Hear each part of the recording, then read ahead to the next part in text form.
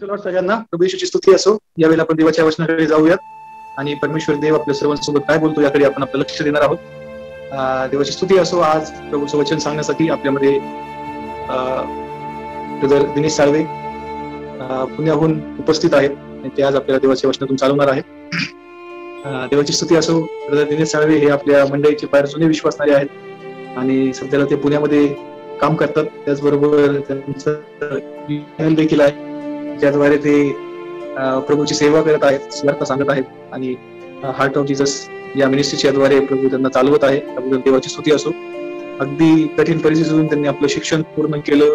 देवाने त्यांना चांगलं देखील दिलं आणि काम करून प्रभूची सेवा करण्याचं ओझं परमेश्वराने त्यांना दिलं आहे. त्याबद्दल येशूची स्तुती असो. मागील दिवसांमध्ये मी त्यांना विनंती केली की तुम्ही या शिष्य संगतीमध्ये एक दिवस प्रीचिंग करा. तेव्हा ते लगेचच हो बोलले. त्याबद्दल देवाची स्तुती असो. रोज संध्याकाळी देखील ते आपल्यासोबत या शिष्य संगतीमध्ये या झूम कॉलवर सहभागी असतात आणि आज प्रभूची स्तुती असो ती त्यांना देवाने देवाचं वचन सांगण्यासाठी नियुक्त केलेलं आहे. तर चला आपण यावेळेला पुढचा वेळ ब्रदर दिनेश साळवे यांच्याकडे देऊयात. खरोखर प्रभू येशूच्या नावाला मी धन्यवाद देतो की त्यांनी सुंदरशी संधी मला त्याचं वचन आपल्या लोकांशी शेअर करण्यासाठी त्यांनी संधी दिली. त्याबद्दल त्या प्रभू येशूचे मी उपकार मानतो. त्यात ब्रदर पास्टर एलिश यांचे आभार मानतो की ज्या चर्च मधून मी घडलो, ज्या चर्च मधून मी बनलो, ज्या चर्च मधनं 20 वर्षापूर्वी प्रभू येशू मला समजला. माझं जे स्पिरिच्युअल आध्यात्मिक जे स्थान आहे, जे इमॅन्युअल चर्च, तिथून मी घडलो, तिथून मला प्रभू कळाला आणि आज त्या चर्च मध्ये वचनाची सेवा करण्याची संधी मिळाली. त्याबद्दल मी खरोखर प्रभू येशूचे आभार मानतो आणि पास्टर अमोल आणि पास्टर एलिश यांचे आभार मानतो की त्यांनी जी संधी उपलब्ध करून दिली.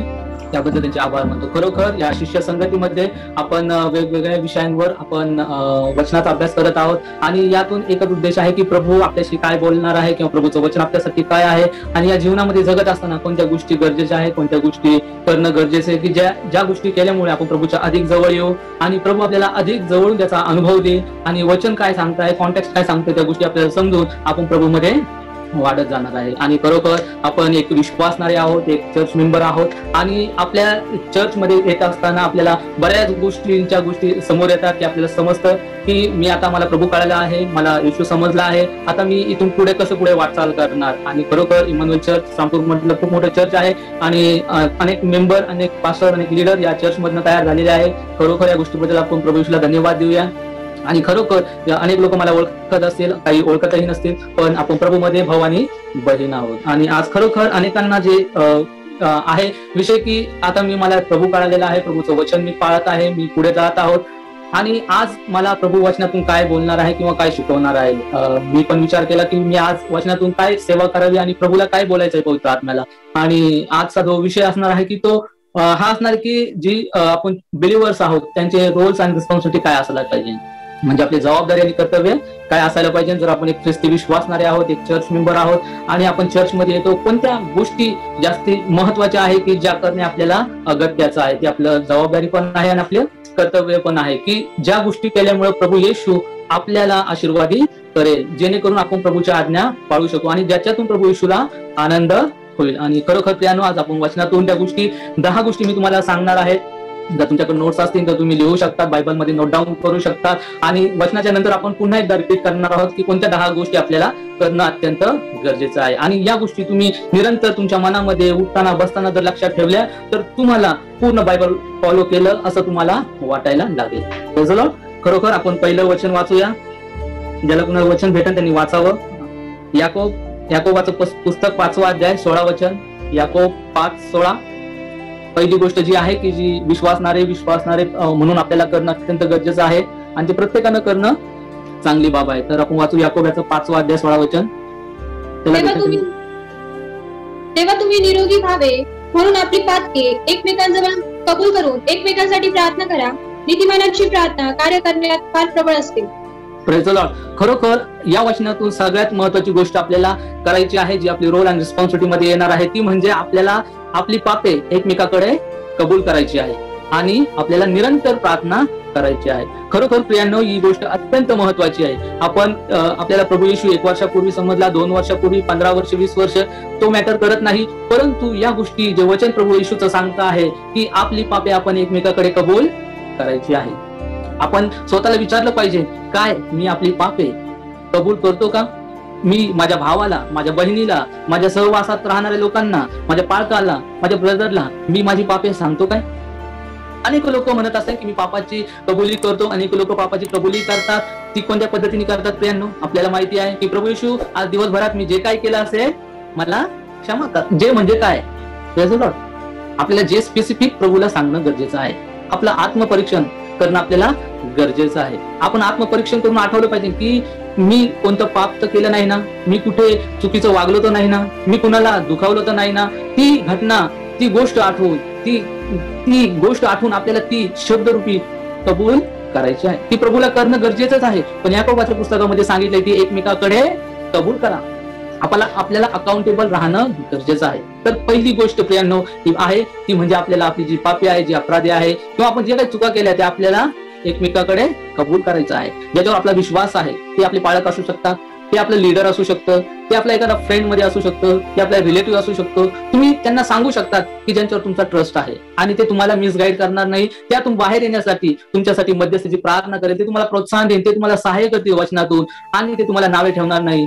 अशा पद्धतीच्या व्यक्तीवर आपण आपली पापे कबूल करणं गरजेचं आहे. आणि दुसरी त्यातलाच पॉइंट आहे, आपल्याला निरंतरची प्रार्थना करायची आहे. आपल्याला सतत प्रार्थना करायची, आपल्याला सतत प्रार्थना करायची आहे. असं नाही की मी आज प्रार्थना केली आणि 2 दिवसानंतर प्रार्थना करणार आहे, मला काही गरज आहे म्हणून मी प्रार्थना करणार आहे, माझ्यावर आजार आले म्हणून मला प्रार्थना करायची नाहीये, मला कोणते तरी संकट आले म्हणून प्रार्थना करायची नाहीये. ते तर कुणीही करतं, विधर्मी लोक पण प्रार्थना करतात. जर तुम्हाला त्यांना गरज वाटली ना ते देवाकडे जातात. आपण त्या पद्धतीचे लोक नाही. आनंदात, दुःखात, रोगात, आरोग्यात आपल्याला प्रत्येक वेळी प्रार्थना करणं गरजेचं आहे. तर पहिला जो पॉइंट मी तुम्हाला सांगू इच्छित आहे ती म्हणजे आपल्याला एकमेकांकडे आपली पापे कबूल करायची आहे आणि निरंतरची प्रार्थना आपल्याला करायची आहे. आणि नक्की या गोष्टीतून आपण प्रभूमध्ये अधिकाधिक वाढत जाणार आहोत आणि प्रभूला ही गोष्ट केल्याने आनंद होणार आहे. दुसरी जी गोष्ट आहे ती पण आपल्याला बघायची आहे. वचन वाचूया. इब्री लोकासपत्र 10 अध्याय 25 वचन. इब्री 10:25, 10वा अध्याय 25 वचन. आपण कित्येकांच्या चालीप्रमाणे आपले एकत्र मिळणे न सोडता एकमेकांस बोध करावा आणि तो दिवस जसजसा जवळ येत असल्याचे तुम्हाला दिसते तसतसा तो अधिक करावा. दुसरी जी महत्वाची गोष्ट आहे प्रियांनो ती म्हणजे आपल्याला नियमित सहभागिता करायची आहे. नियमित सहभागिता करायची आहे. खरोखर जी शिष्य संगतीद्वारे पास्टर एलिशाने खूप चांगलं शिष्य संगतीद्वारे आपण जी सहभागिता करीत आहोत ती वचनाला धरून आहे. वचनही सांगतं बंधूंनी आणि भगिनींनी एकत्र येणं आणि सहभागिता करणं किती चांगलं आहे. वचन तेच सांगतंय आपल्याला नियमितची सहभागिता करणं गरजेचं आहे. आपल्याला नियमित चर्च मध्ये उपस्थित राहायला का लावलं जात आहे? कारण वचन सांगतं आपल्याला नियमित सहभागिता असणं गरजेचं आहे. बरे आताची परिस्थिती नाही, आपण फिजिकली एकत्र येऊ शकत नाही, परंतु आपण ऑनलाईनच्या माध्यमातून जे काही आपल्याला साधनं उपलब्ध आहे त्या माध्यमातून आपल्याला एकत्र येऊन प्रभूला गौरवायचं आहे, प्रभूच्या वचनाचा अभ्यास करायचा, आपल्याला प्रार्थना करायची आहे आणि प्रभूमध्ये अधिकाधिक वाढणं आपल्याला गरजेचं आहे. दुसरी जी गोष्ट मी तुम्हाला सांगत आहे, जर तुम्ही लिहित असाल तर ती म्हणजे आपल्याला नियमित सहभागिता करायची आहे. जिथे संधी मिळेल तिथे आपल्याला प्रभूचे लोक एकत्र येऊन प्रभूला गौरवायचं आहे, आपल्याला वचनाचा अभ्यास करायचा आहे, आपल्याला स्तुती स्तवन प्रभूची करायची आहे. ही जर गोष्ट आपण आपल्या दैनंदिन जीवनामध्ये केली त्याने प्रभूला संतोष होणार आहे आणि प्रभूला आपल्याविषयी आनंद वाटणार आहे. म्हणून प्रियांनो आपल्याला सहभागितेसाठी कंटिन्यू चर्चला उपस्थित राहणं गरजेचं आहे. कारण प्रभूची पण इच्छा ती सहभागिता त्याच्या लोकांनी करणं गरजेचं आहे. कारण सहभागितेमध्ये प्रभू येशूची उपस्थिती असते. जेथे त्याचे जे वचन सांगतं तेथे 2 किंवा 3 त्याच्या नावाने एकत्र आहे. प्रभू म्हणतो मी त्यांच्यामध्ये आहे. म्हणून आपल्याला सहभागिता करणं गरजेचे आहे. जर आपण विश्वासणारे आहोत, आपण एक पुढारी आहोत, आपण एक बिलिव्हर्स आहोत, तर हे नित्य आपल्या मनामध्ये बिंबून ठेवा की मला जिथे संधी मिळेल तिथे मला प्रभूच्या सहभागितेमध्ये, प्रभूच्या लोकांमध्ये मला सहभागी व्हायचं आहे. काम हे प्रत्येकाला आहे. इम्पॉर्टन्स काम, महत्वाचे काम आणि या सगळ्या गोष्टीची प्रायोरिटी सर्वांना आहे, परंतु त्यातूनही आपल्याला सहभागिता करणं, सहभागिता होणं खूप गरजेची गोष्ट आहे. तिसरी जी गोष्ट आपल्याला शिकायची आहे ती म्हणजे आपण वचन वाचूया. इफिसकरास पत्र 4 अध्याय 25 ते 32 वचन वाचू. इफिसकरास पत्र 4 अध्याय 25 ते 32 वचन. तिसरी जी गोष्ट आपल्याला करणं गरजेचं आहे. इफिसकरास पत्र 4, 25 ते 32. म्हणून लबाडी सोडून देऊन तुम्ही प्रत्येक जण आपापल्या शेजाऱ्याबरोबर खरे बोला, कारण आपण एकमेकांचे अवयव आहोत. तुम्ही रागावा परंतु पाप करू नका. तुम्ही रागात असताना सूर्य मावळू नये आणि सैतानाला वाव देऊ नका. चोरी करणाऱ्याने पुन्हा चोरी करू नये, तर त्यापेक्षा गरजवंताला द्यावयास आपल्याजवळ काही असावे. म्हणून जे चांगले ते आपल्या हाताने करून उद्योग करीत राहावे. तुमच्या मुखातून कसलेच कुचके भाषण न निघू, पण गरजेप्रमाणे उन्नतीकरिता जे चांगले तेच मात्र निघू, यासाठी की जेणेकरून ऐकणाऱ्यांना कृपादान प्राप्त व्हावे. देवाच्या पवित्र आत्म्याला खिन्न करू नका. खंडणी भरून प्राप्त केलेल्या मुक्तीच्या दिवसापर्यंत तुम्ही त्या आत्म्याच्या योगे मुद्रित झाला आहात. सर्व प्रकारचे कडूपण, संताप, क्रोध, गलबला व निंदा ही अवघ्या दुष्टपणासह तुम्हापासून दूर करण्यात येऊ आणि तुम्ही एकमेकांबरोबर उपकारी व कणवाळू व्हा. जशी देवाने ख्रिस्ताच्या ठायी तुम्हाला क्षमा केली आहे, तशी तुम्ही एकमेकांना क्षमा करा. Praise the Lord. खरोखर वचनामध्ये सर्व क्लिअर सांगितलं आहे की विश्वासणाऱ्याचं दिनचर्या कशी असायला पाहिजे. त्याचा दैनंदिन तो सकाळी उठल्यापासून या गोष्टी त्याच्या जीवनामध्ये घडणं खूप गरजेचं आहे. या स्टेप पासून आपल्याला जाणं खूप गरजेचं आहे. जर आपण प्रभूवर विश्वास ठेवतो, आपण एक स्वतःला विश्वासणारा म्हणतो, आपण प्रभूला एक प्रभूचा दास असं म्हणतो, तर आपल्याला या गोष्टी दिनचर्येमध्ये असणं खूप गरजेचं आहे. म्हणजे आपल्याला तिसरी जी गोष्ट आहे, प्रभूच्या वचनात वाढता वाढता आपल्याला या गोष्टी टाळायच्या आहे. म्हणजे थोडक्यात आपल्याला पाप जे कळतंय की जे पाप आहे ते आपल्याला करायचं नाहीये. ज्या कोणत्या गोष्टी वचनात सांगितले, पहिली जी गोष्ट सांगितली ती म्हणजे लबाडी आपल्याला करायची नाही. आपण विश्वासणारे आहोत. आपला जुना मनुष्य मेलेला आहे प्रियांनो, आपण नवीन असं झालेलो आहे. आता आपण लबाडी करता कामा नाही. दुसरी जी गोष्ट आहे, आपल्या शेजाऱ्यांशी आपल्याला खरं बोलायचं आहे. या वचनातून जी दिनचर्या आपल्याला करायची आणि प्रियांनो ती म्हणजे आपल्याला एक म्हणजे लबाडी करायची नाही. आपले शेजारी आहे, आपले नातेवाईक, आपले मित्र आहे, आपल्याला त्यांच्याशी खरं बोलायचं आहे. भले ते त्यांना योग्य असो, त्यांना पटू, आवडू ना आवडू, आपल्याला नेहमी खरं बोलायचं आहे. तिसरी जी गोष्ट आहे, आपल्याला राग करून पापात पडायचं नाहीये. ही आपली दैनंदिन प्रियांनो, आपल्याला दैनंदिन या गोष्टी करायची की मला लबाडी करायची नाही, मला खोटं बोलायचं नाही, मला रागून पाप करायचं नाही. दुसरी गोष्ट, मला कडू पण ठेवायचं नाही, मला संताप, मला क्रोध, गलबला, निंदा, मला कुणाची निंदा करायची नाही. या गोष्टी आपल्या दैनंदिन दिवसामध्ये आपल्याला आठवायच्या आहे आणि त्याप्रमाणे आपल्याला अनुकरण करायचंय. एक दिवसाचं नाही प्रियांनो, ख्रिस्ती पण एक दिवसाचं नाही, विश्वासू पण एक दिवसाचं नाही. कुणीतरी बोललंय की जीवनाच्या प्रत्येक क्षणाचा जो डिसिजन आहे ना, की मी प्रभूमध्ये चांगलं करू की वाईट करू, या ज्या डिसिजन मध्ये जो निर्णय घेतो ना प्रियांनो, तो खरा ख्रिस्ती ठरतो. तुम्हाला त्या प्रत्येक क्षणाला जीवनामध्ये एक निर्णय असणार आहे, एक डिसिजन तुम्हाला घ्यावा लागणार आहे की ही गोष्ट मी करू अथवा ना करू. यातून जो चांगल्या गोष्टी, प्रभूला आवडणारी गोष्टी आपण करू, तर नक्की आपण चांगले विश्वासणारे, चांगले लीडर, प्रभूचे चांगले शिष्य म्हणून गणले जाऊ. हे इव्हन आपल्याला चांगलं असं कळेल आणि प्रभूला या गोष्टीने आनंद होणार आहे.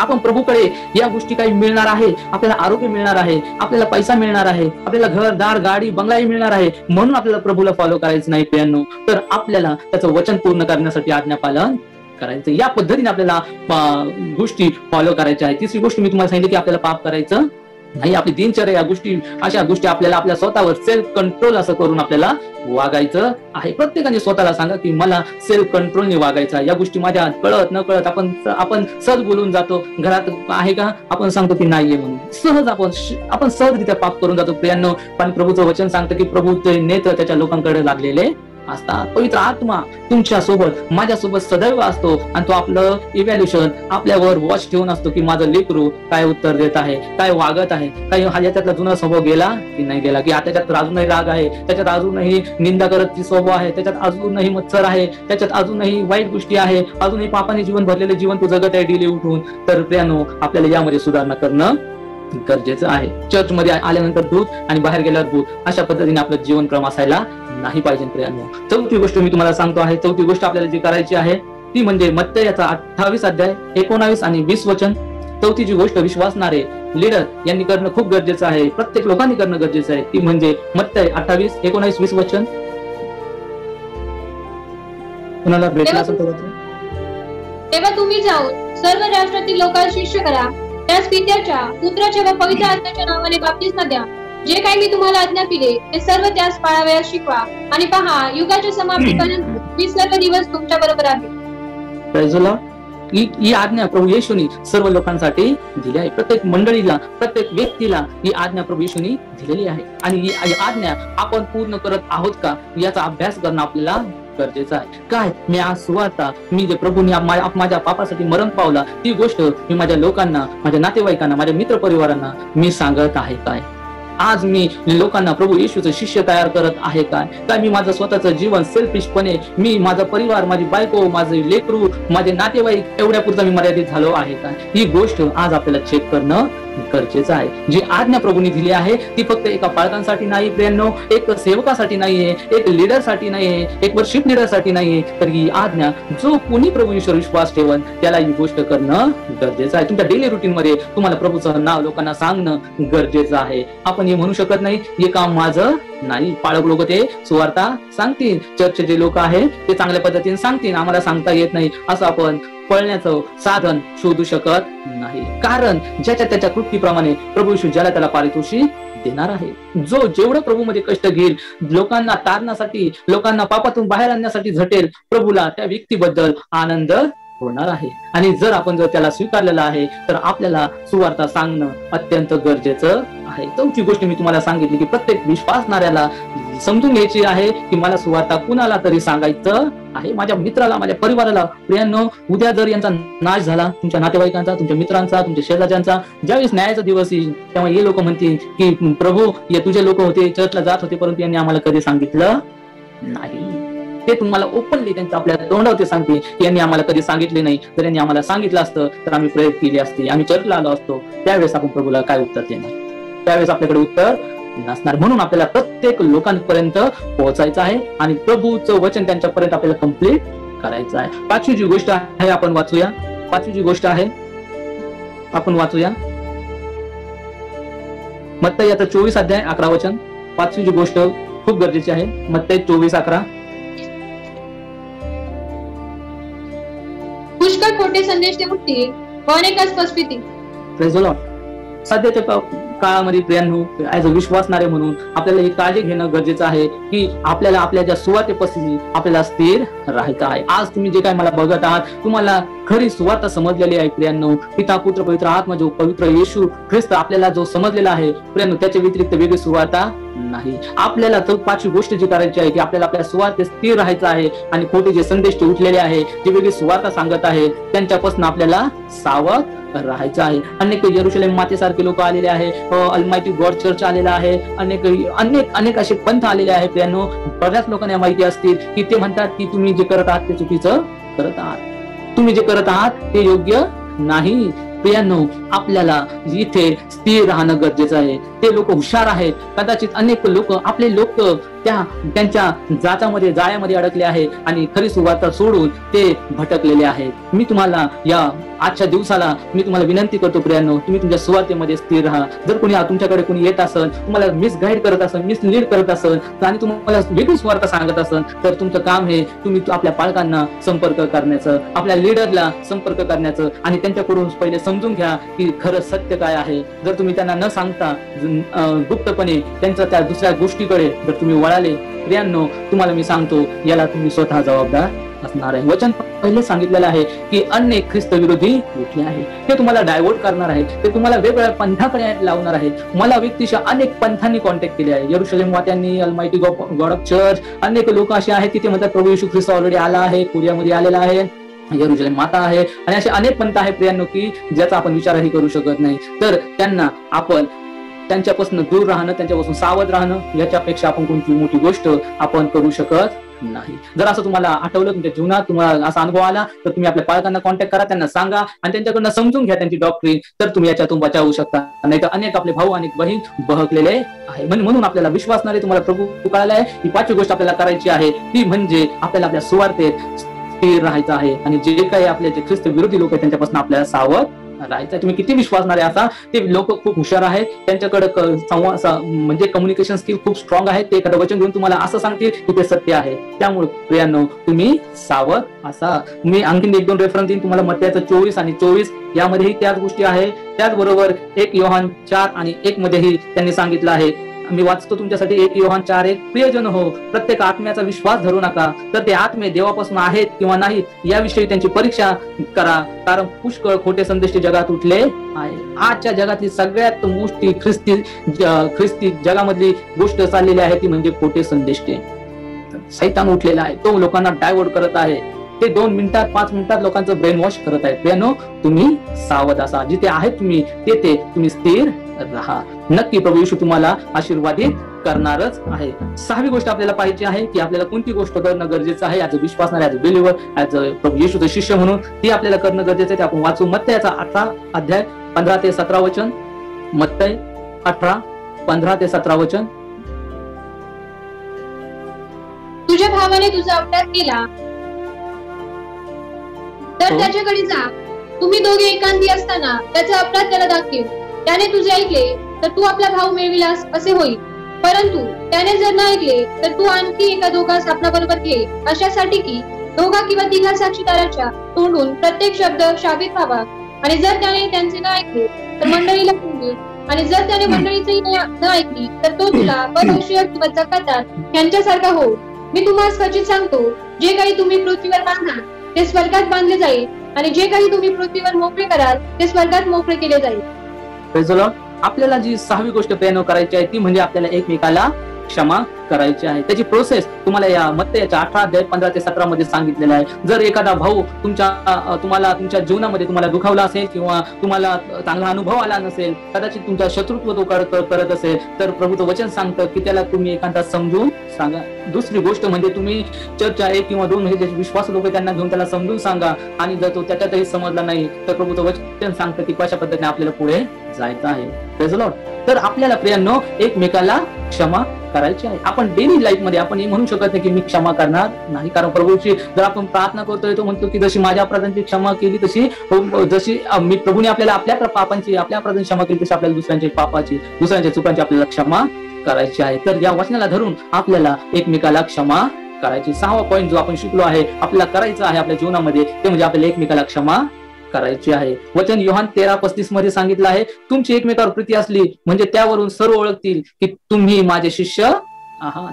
म्हणजे जर आपण प्रभू येशूवर आपलं प्रेम आहे तर आपलं वागणं, आपलं बोलणं, आपलं एकमेकांशी असणारं नातं, एकमेकांचा संबंध त्यावरून कळेल की आपण प्रभू येशूचे शिष्य आहोत, आपण प्रभू येशूवर प्रेम करतो. म्हणून प्रियांनो आपण जगिक जीवन जगू शकत नाही. आपल्याला या स्टेप्स नुसार एकमेकाला क्षमा करायची आहे. 7वी जी गोष्ट आपल्याला करायची आहे ते वचन वाचूया.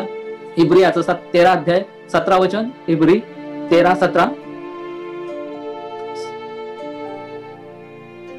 आपल्या अधिकारांच्या आज्ञेत राहा व त्यांच्या अधीन असा, कारण आपण हिशोब द्यावयाचा आहे हे समजून ते तुमच्या जीवाची राखण करीतात.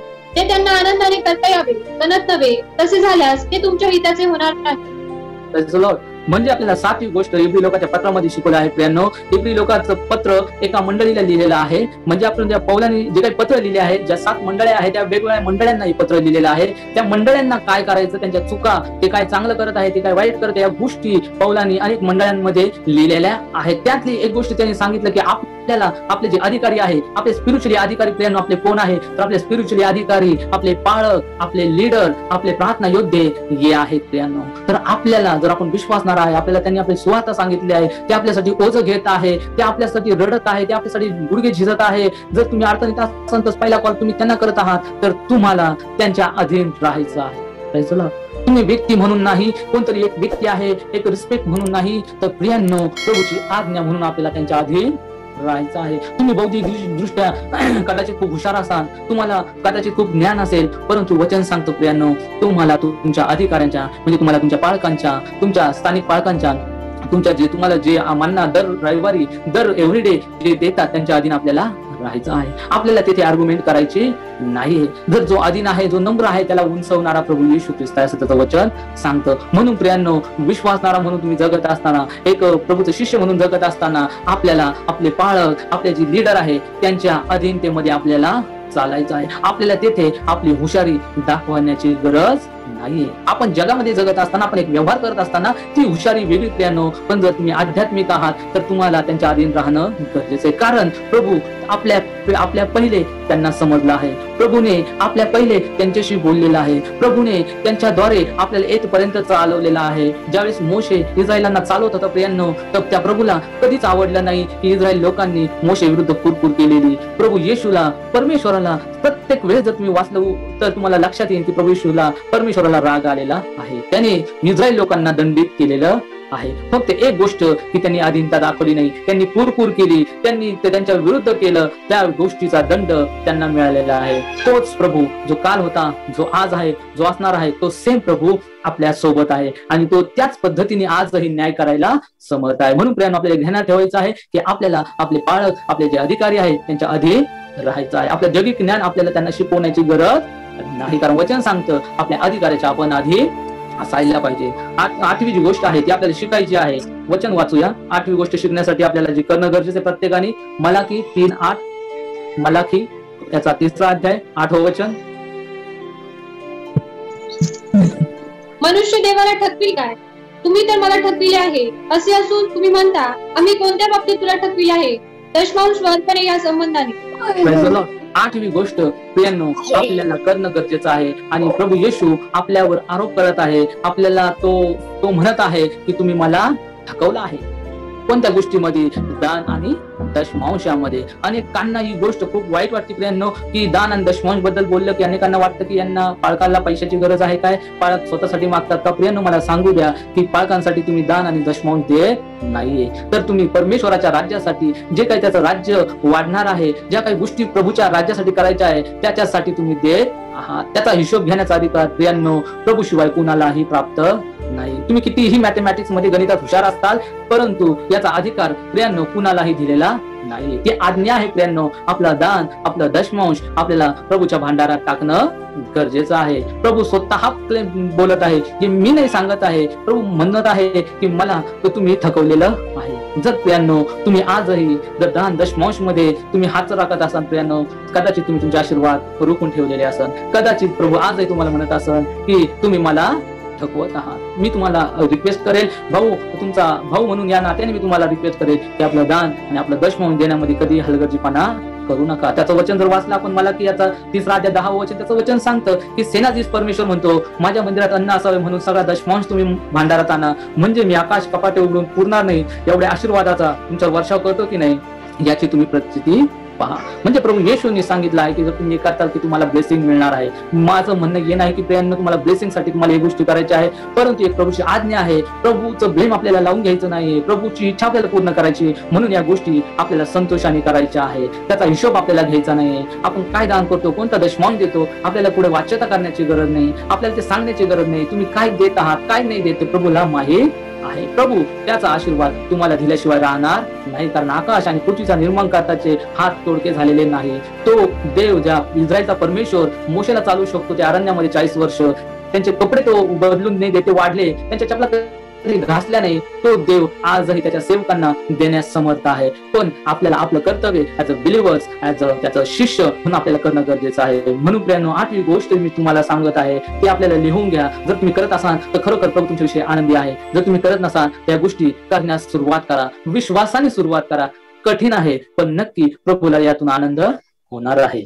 9वी जी गोष्ट आहे ती गोष्ट आपल्याला करायची आहे ती म्हणजे 1 योहान 5वा अध्याय 3रं वचन. 1 योहान 5:3.